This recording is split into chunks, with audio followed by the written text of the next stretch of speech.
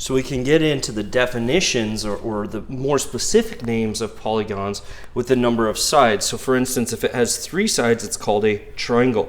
If it has 4 sides, it's actually called a quadrilateral. A lot of you would like to call it a rectangle or a square with 4 sides, but it's not. It's called a quadrilateral.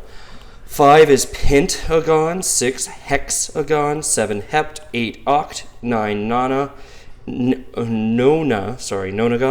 10 is decagon. Okay, we've seen 10 as deca before. Do you need to know these names? No, not at all. But if I do say a triangle, you do need to realize it has 3 sides. Or if I say a quadrilateral, you do need to realize that it has 4 sides. I'm not testing you on these though, okay?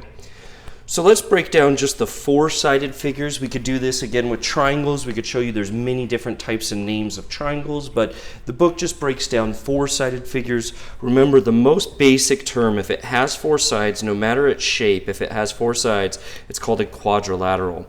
Then you could go more specific and say a parallelogram, in which opposite sides are parallel and opposite sides are of equal length.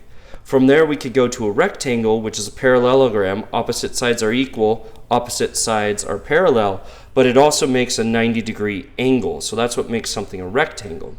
And then there's a square, which is even more specific. Rather than just opposite sides being equal, all 4 sides are equal. So all 4 sides are equal, opposite sides are parallel, and the angles measure 90 degrees. That's called a square. So every square is a rectangle, every rectangle is a parallelogram, and every parallelogram is a quadrilateral. There's also a rhombus, in which opposite sides are parallel and opposite sides are equal. So it seems a lot like a square. The only difference between a rhombus and a square is a square has 90 degrees very specifically, where a rhombus does not. You do not have to have the 90 degrees. Okay?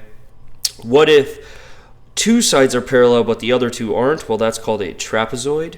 And then you could have an isosceles trapezoid where the non-parallel sides are equal. So that would be an isosceles trapezoid.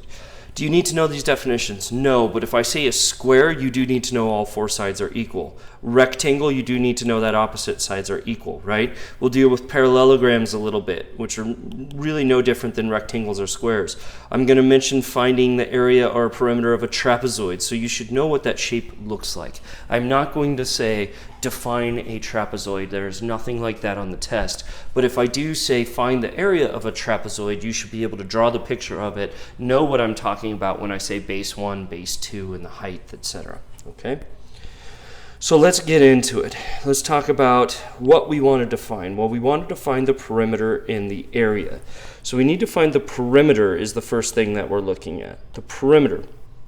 So what is the perimeter?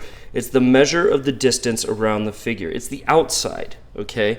It says perimeter is used, for example, when buying fencing for a garden and determining how much baseboard is needed for a room. The perimeter of a triangle is the length of the 3 sides. So what we're going to do now is perimeter is the length of the outside. How do you find the perimeter of all these different shapes? Well, they all have formulas, and so that's what I'm going to do is highlight the formulas on these next pages.